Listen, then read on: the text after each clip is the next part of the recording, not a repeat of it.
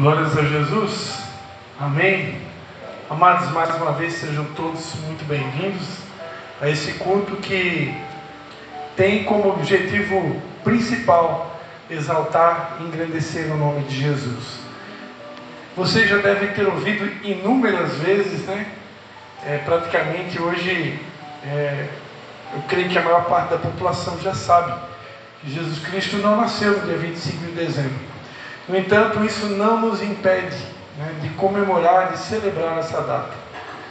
Eu não lembro quem foi a pessoa que teve essa ideia, mas que bom que alguém teve essa ideia, de celebrar o nascimento de Jesus. A morte de Jesus nós celebramos sempre no período da Páscoa, E uma data muito importante. Mas por que não também celebrar o nascimento de Jesus? E esse culto foi feito com esse objetivo, de celebrar Jesus, a luz do mundo. Eu quero deixar uma mensagem sobre esse que é o personagem principal de toda a Bíblia Sagrada. Mas antes de eu estar compartilhando com vocês a palavra de Deus, eu quero primeiramente, hoje nós temos muitos visitantes aqui, Temos alguns irmãos da Venezuela que acabaram de chegar em São João Batista. Eles estão hoje pela primeira vez aqui, já estiveram com a gente lá na nossa célula em São João Batista. E eu creio que tem mais alguns visitantes aqui, Como é que a gente vai dizer para esses visitantes? Sejam bem-vindos, em nome de Jesus. Sejam muito bem-vindos. E volte sempre, amém? Glórias a Deus. Eu sou o pastor Christian, para quem ainda não me conhece. Aquela moça que estava aqui cantando comigo é a pastora Patrícia, ela adorou moça, Já passou dos 4.0, logo ela me alcança nos 5.0. Vai demorar um pouquinho. Glórias a Deus. Amados, antes de eu compartilhar a palavra que Deus colocou no meu coração, eu só queria destacar algo que eu considero muito importante. Nesse exato momento, está acontecendo em Israel a festa das luzes, que é também conhecido como a Hanukkah. E nós estamos debaixo de uma cobertura espiritual que celebra as festas bíblicas. E eu queria só fazer menção aqui para vocês nessa noite. Para quem não sabe o que é a Hanukkah é uma celebração de 8 dias que relembra a revolta conduzida por Judá Macabeu no ano de 160 a.C., contra a imposição da idolatria e da cultura pagã grega sobre o povo judeu. É uma festa que fala de independência, coragem, libertação e fidelidade a Deus.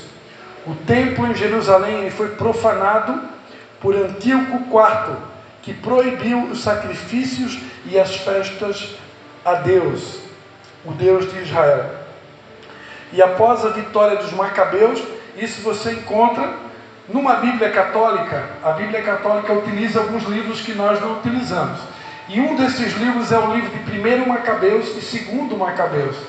E, embora nós não utilizamos esses livros aqui, esses livros eles contam a história dos Macabeus.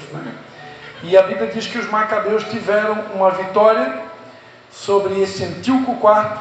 E então o povo retornou para Jerusalém, fez uma limpeza do templo e rededicou o templo ao Senhor. E naquela época havia uma lâmpada, que é a Hanukkah, que iluminava o templo. E havia faltado óleo.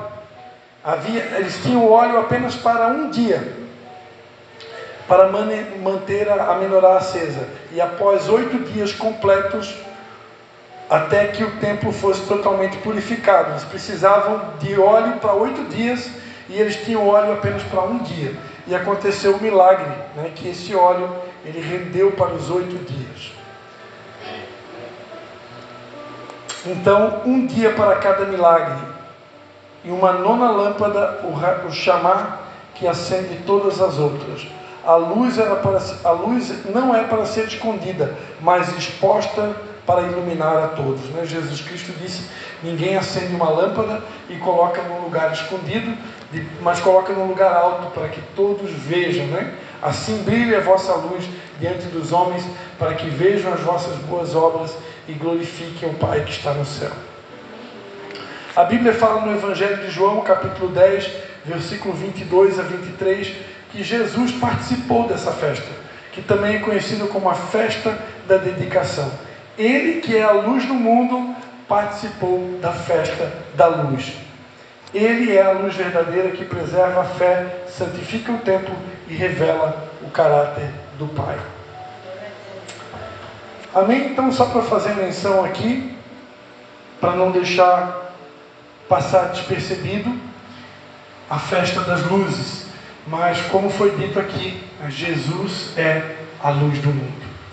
Amém? Agora sim, abra sua Bíblia, ou quem quiser acompanhar aqui no telão, Evangelho de João, Isaías, capítulo de número 7, livro do profeta Isaías, capítulo de número 7, versículo de número 14.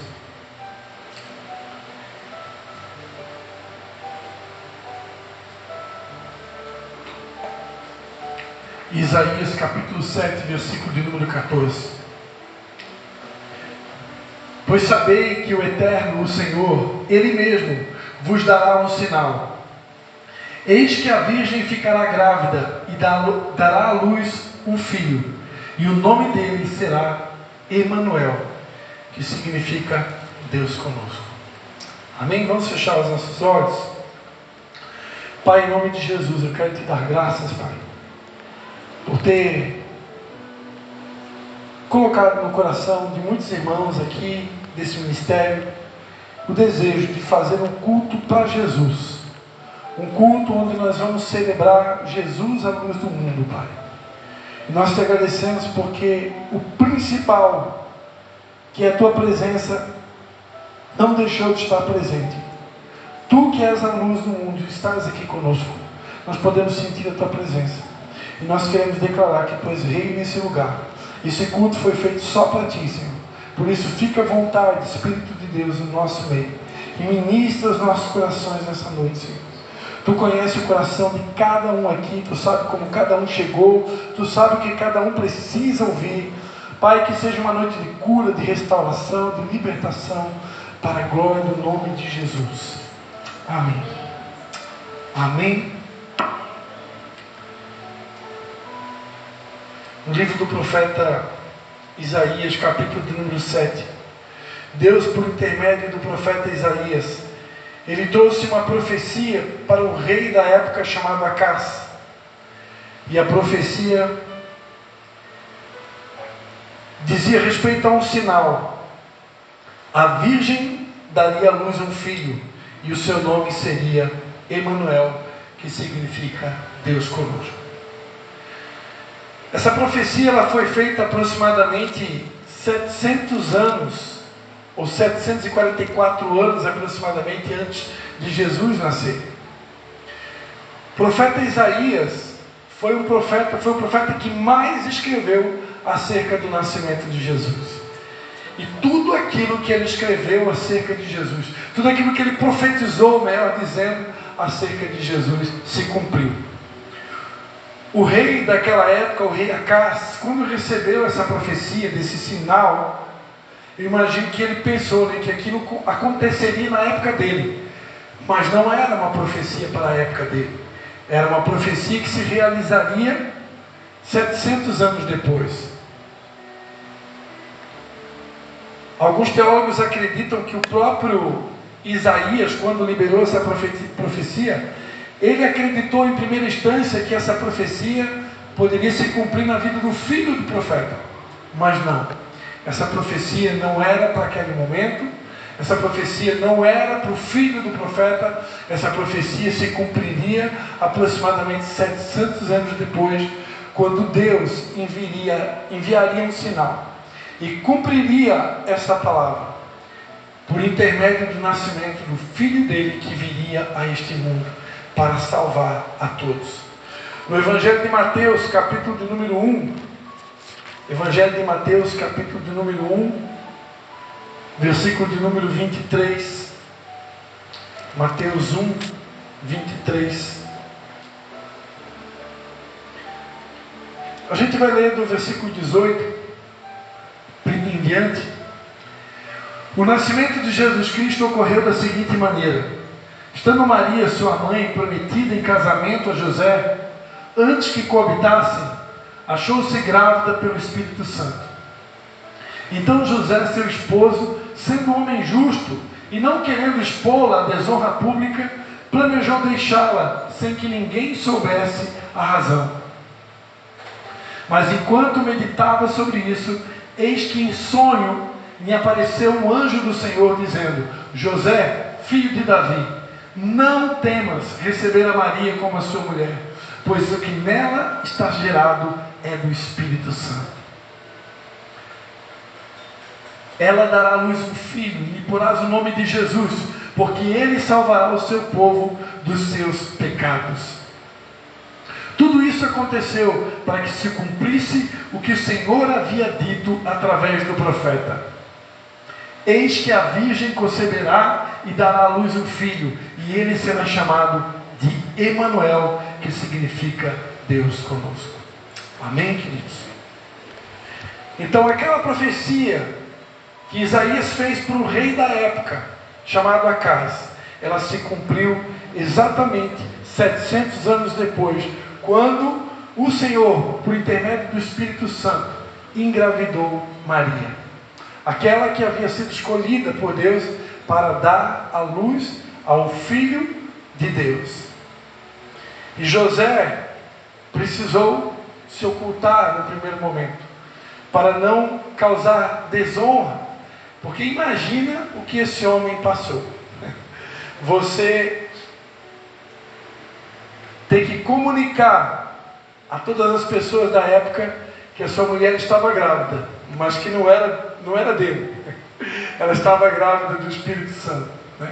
Para muitas pessoas, José enlouqueceu, né? José está doido, está faltando parafuso na cabeça de José. Como é que pode? Conta para nós, José, o filho é teu. E José: não é meu, o filho é do Espírito Santo. E esse Espírito Santo, então, ele envolveu Maria. A sombra do Altíssimo, como está escrito, envolveu Maria. E Maria, então, se achou-se grávida do Espírito Santo. E ela, então, concebeu a Jesus, que foi também conhecido como Emanuel, que significa Deus conosco.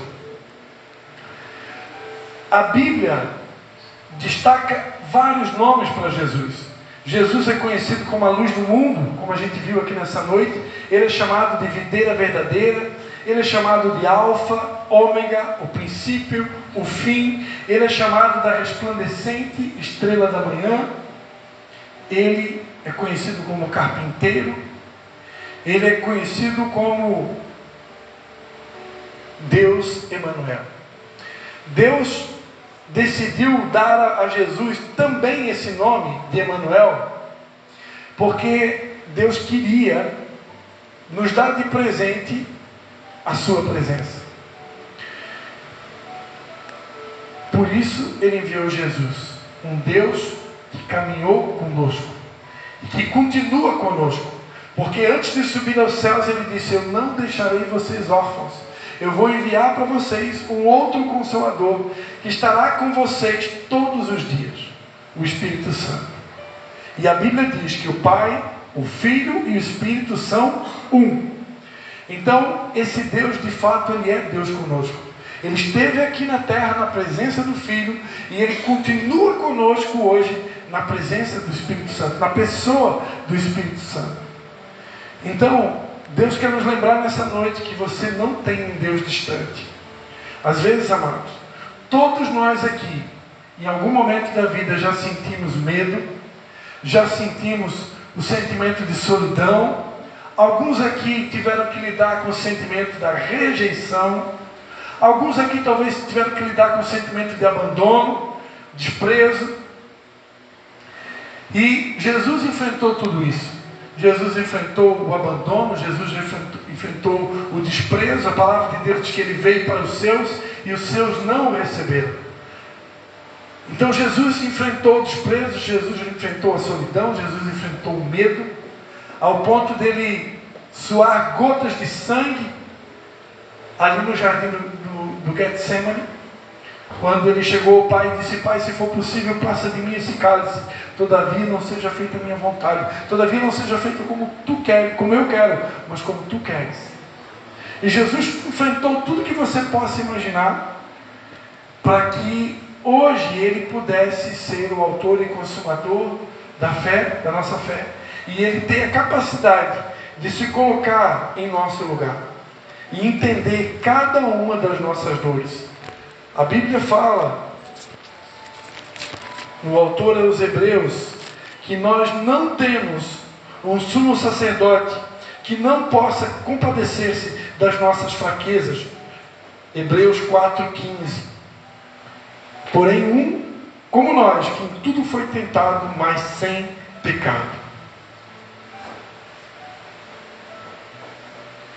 Jesus foi tentado em tudo aquilo que nós somos tentados. Jesus foi provado em tudo aquilo que nós somos provados. Jesus sofreu em tudo aquilo que nós sofremos, para que Ele tenha essa capacidade de se colocar no nosso lugar. Ele não é só Deus conosco, mas é um Deus que consegue se colocar no nosso lugar. Então, por que eu estou falando tudo isso? Porque quando você se sentir sozinho, quando você se sentir com medo, quando você se sentir abandonado, saiba que nós temos um Deus que é conosco. Ele é Deus Emanuel. Ele é um Deus presente. Ele não está distante. Ele está perto. Amém? No passado havia um certo hábito, muitas vezes nós pastores, na hora de encerrar o culto, a gente se despedia dos irmãos, dava até a impressão que você tinha que esperar até o próximo domingo para poder se encontrar com Jesus novamente. Né? Alguém lembra de algumas despedidas, né? Os pastores falavam algumas frases assim, que dava a impressão que, domingo que vem, Jesus está aqui te esperando, né? Isso, na verdade, é um grande equívoco, porque quando esse culto aqui encerrar, Jesus não vai embora. Ele é Deus conosco, Ele é Deus Emanuel, Ele vai continuar dentro de todo aquele que já entregou a sua vida para Jesus. Se tiver alguém aqui que ainda não entregou a sua vida para Jesus, nessa noite você vai ter a oportunidade de confessar Ele como seu único e suficiente Salvador. A Bíblia diz que aqueles que recebem Ele como Filho de Deus, também se tornam Filho de Deus. Todo aquele que confessa Jesus como seu Salvador, se torna um Filho de Deus. E a partir do momento que você se torna um Filho de Deus, a partir do momento que você confessa Ele como teu único e suficiente Salvador, esse Espírito Santo vem e mergulha dentro de você. Isso que nós chamamos de batismo com o Espírito Santo. O Espírito Santo vem morar dentro de você. Alguns recebem dons e começam a falar em outras línguas. Outros recebem outros dons, porque a Bíblia fala que há diversidade de dons. Dom de profecia, dom de mistérios, dom de interpretação de línguas, dom de discernimento de espírito, dom de milagres, dom de cura, dom de interpretação de línguas. Você pode receber qualquer um desses dons. Os dons estão disponíveis. Existem aqueles que acreditam que os dons cessaram. Nós aqui acreditamos que os dons não cessaram. Hoje mesmo você pode receber um dom do Espírito Santo. Amém? Então a verdade é que quando você confessa Ele como teu Salvador, o Espírito Santo vem morar dentro de você. E agora esse Deus, Ele passa a ser Deus Emanuel. Ele é Deus conosco. Por quê? Porque o Espírito Santo mergulhou dentro de você. E você agora não está mais sozinho. Você agora não está mais órfão. Você agora tem um Consolador. Por isso, naquele dia que você ligar para o teu pastor e o telefone estiver fora de área, ou de repente o teu pastor estiver viajando em algum lugar que o celular está desligado, o pastor está dizendo lá, eu recebo lá atrás. Você fique tranquilo, você pode ir direto na fonte. Amém? Claro que Deus levantou apóstolos, profetas, pastores, mestres, evangelistas, e todos eles foram levantados por Deus para a edificação do corpo, até que todos chegamos à estatura de varão perfeito, até que todos nós ficamos parecidos com Jesus. Para a gente ficar parecido com Jesus, Deus levantou apóstolo, profeta, pastor, mestre, evangelista e mais um monte de gente. Mas, quando estes nos faltarem, Se em algum momento você precisar de um apóstolo e você não tiver acesso a ele, você precisar de um profeta e você não tiver acesso a ele, você precisar de um pastor e você não tem acesso a ele, você precisar de um evangelista, você precisar de um mestre e por algum motivo naquele dia você não está conseguindo acesso a ele, lembre-se que Jesus disse: venham a mim todos vocês que estão cansados e sobrecarregados, que eu vos aliviarei. Ele é Deus conosco. Ele está disponível 24 horas por dia. Quando Jesus morreu lá naquela cruz, a Bíblia diz que o véu do templo se rasgou e a partir de agora nós temos livre acesso a ele. Mas pastor, eu sou um pecador. Pastor, eu já matei, eu já estuprei, eu já roubei, eu já enganei, eu já menti. Não há nenhum pecado que o sangue de Jesus Cristo não possa cobrir. A Bíblia diz no mesmo profeta Isaías, no capítulo de número 1, vai dizer: ainda que os teus pecados sejam vermelhos como a escarlata, se tornarão alvos como a neve. Quem lembra daquela música, né? Alvos como a neve, alvos como a neve, sim, nesse sangue lavado, mais alvo que a neve. Amém? Não tem pecado, irmãos, que o sangue de Jesus não possa cobrir. Nós, seres humanos, nós somos ruins de perdoar. Nós somos ruins de perdoar. Nós somos ruins de lidar com gente pecadora. Quando a gente fica sabendo que o fulano de tal, que é irmãozinho na fé, está fazendo coisa errada, ou que fez coisa errada, a gente já vira a cara, a gente já danou-se, deu ruim. A gente já discrimina, a gente já aponta o dedo. Essa semana, uma pessoa veio contar para mim: soubesse do fulano de tal que caiu? Não estava sabendo de nada. Pois é, caiu e caiu feio. Meu Deus, eu não estava sabendo de nada. E aí a pessoa pegou e mostrou para mim um grupo do WhatsApp onde todo mundo estava detonando a pessoa que caiu. Eu disse: misericórdia. Eu preguei faz pouco tempo lá na igreja, lá em Canelinha, eu falei para aquele irmão sobre Noé. Noé, quando as águas do dilúvio, Noé, para quem não sabe, é um camarada que foi chamado por Deus para construir uma arca, porque Deus ia enviar uma chuva sobre a terra, ia matar todo mundo.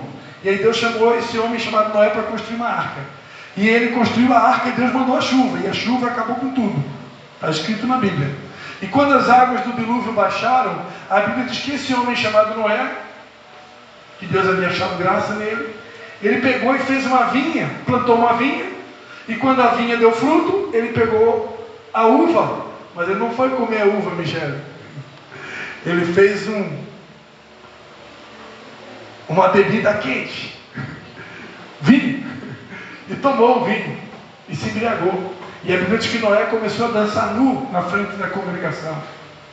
Imagina a cena, né? O Salvador da humanidade, peladão, na frente da congregação. E aí os seus filhos, Cã, Sem e Jafé, chegaram. O primeiro cão viu o pai nu e saiu contando para todo mundo. E o segundo filho chegou, o Sem e o Jafé, quando viram a vergonha do pai, pegaram uma coberta e esconderam a vergonha do pai. E aí eu perguntei para aquele irmão: quem você acha que honrou o pai e mãe? Quem você acha que honrou o pai? O que saiu fofocando para todo mundo a vergonha do pai?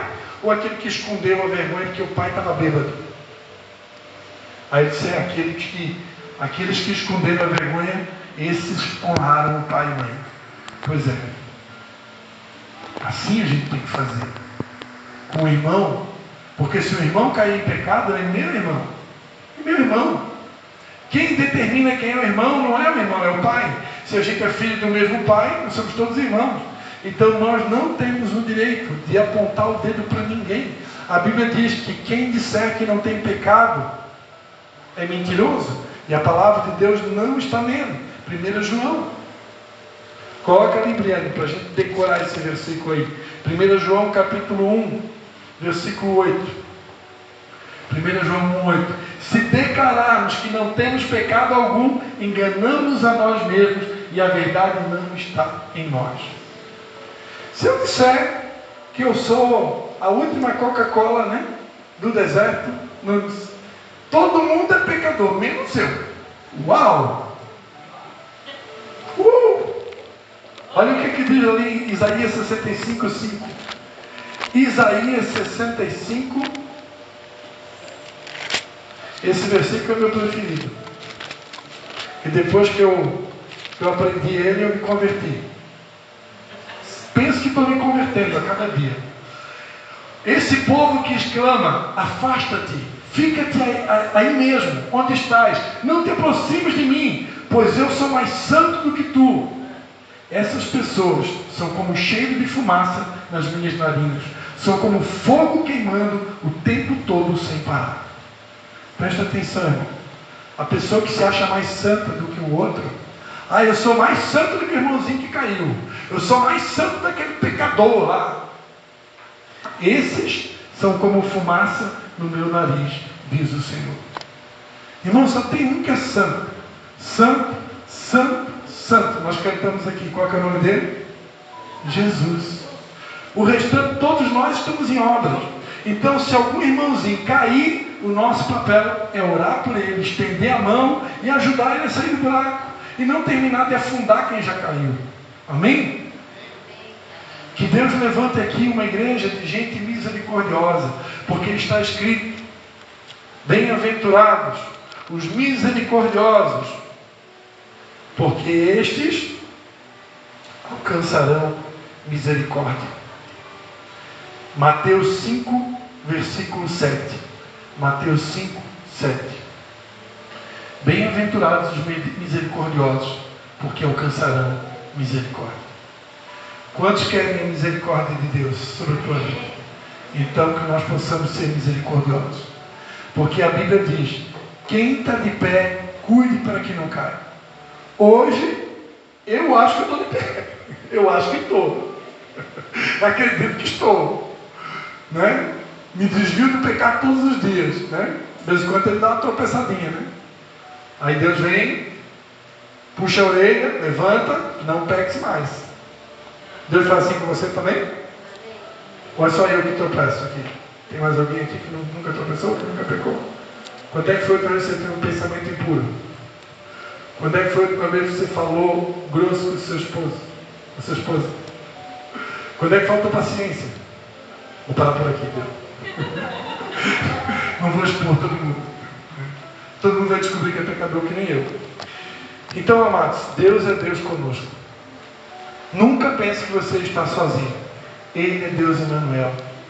Ele está conosco todos os dias e estará conosco até a consumação dos séculos. Amém? Eu vou parar por aqui. Eu vou convidar nesse momento, a gente vai ter um momento especial hoje. Eu vou convidar a pastora Medite. Ela vai estar representando os irmãos aí da língua espanhola e ela vai estar cantando uma música agora ao Senhor. Amém? Depois, na sequência, a pastora Alice vai estar compartilhando mais uma breve palavra. Enquanto a pastora Medite vem para cá, vamos fechar seus olhos, eu quero orar. Tem alguém aqui nessa noite que gostaria de entregar a sua vida para Jesus? Será que todos vão entregar a sua vida para Jesus? Nessa noite, se ouvires a sua voz, não endureça o seu coração. Todo aquele que invocar o nome do Senhor Jesus será salvo. Tem alguém que ainda não entregou a sua vida para Jesus aqui? Todo mundo já entregou? Tem alguém que gostaria de entregar a sua vida para Jesus? A palavra de Deus diz que se nós confessarmos a Jesus como nosso Salvador e crermos com a nossa boca e fazermos confissão com os nossos lábios que Deus o ressuscitou dentre os mortos, nós seremos salvos. Como diz a Escritura, todo aquele que nele crê não será confundido, pois não há diferença entre judeu e grego, um mesmo é o Senhor de todos e rico para com todos os que invocam, porque todo aquele que invocar o nome do Senhor será salvo. Tem alguém que gostaria de entregar sua vida para Jesus nessa noite? Levanta sua mão aí, onde você está. Amém? Acho que todo mundo aqui já é de Jesus, né? Pastora Medite.